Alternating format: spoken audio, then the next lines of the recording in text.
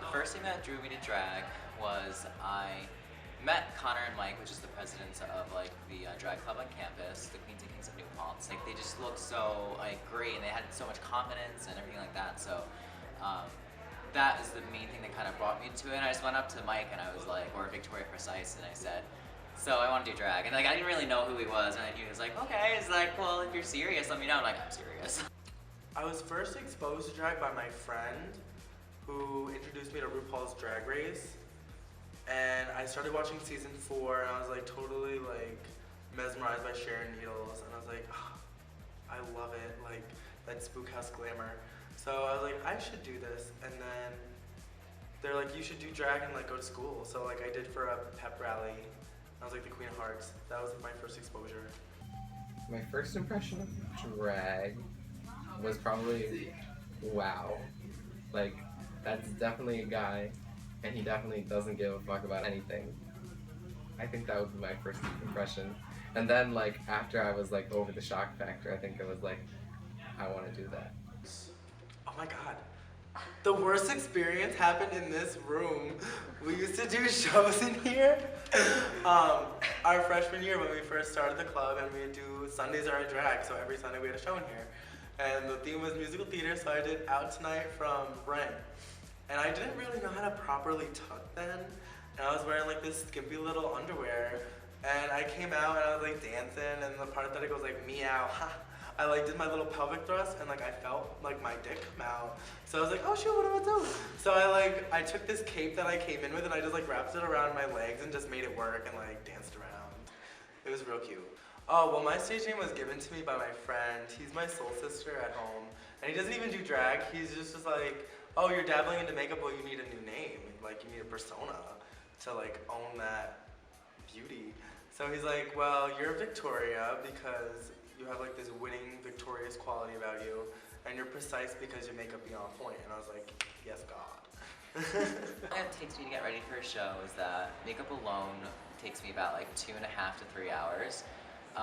And then getting dressed is usually about like 30 minutes because I have to put on 7 pairs of tights and hide the, the pads and, everything, the whole spiel. So heels can even be 10 minutes worth because especially my new knee highs. So. Could take me, like if I'm just doing my makeup and stuff, that's easily an hour and a half. Trying to figure out getting like the dresses and everything organized. We're talking anywhere from like 2 to 3, 4 hours. Personally, like if I'm just going to a gig, to paint my face, I give myself like a 3-hour block, do all the things I gotta do.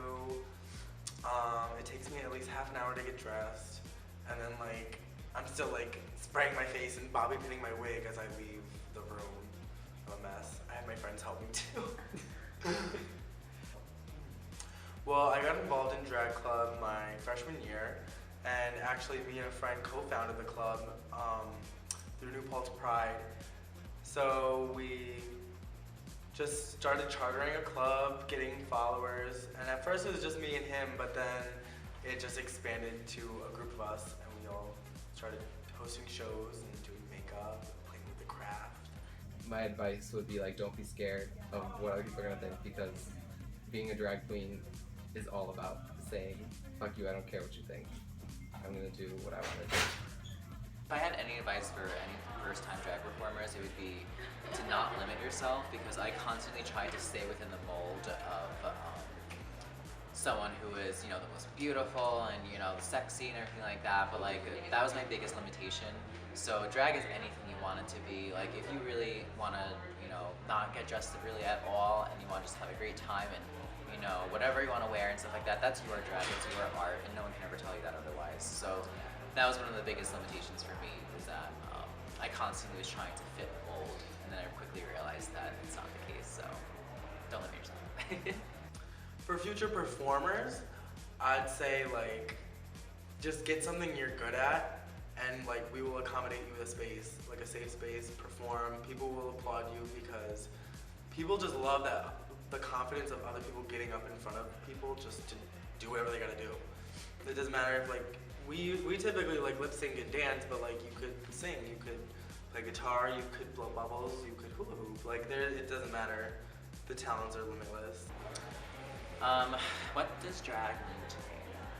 Drag is a form of expression that can really, really bring out the best in you, I believe.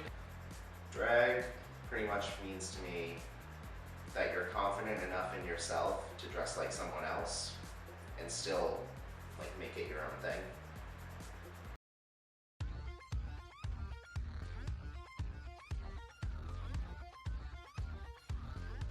Oh, our message. Join us.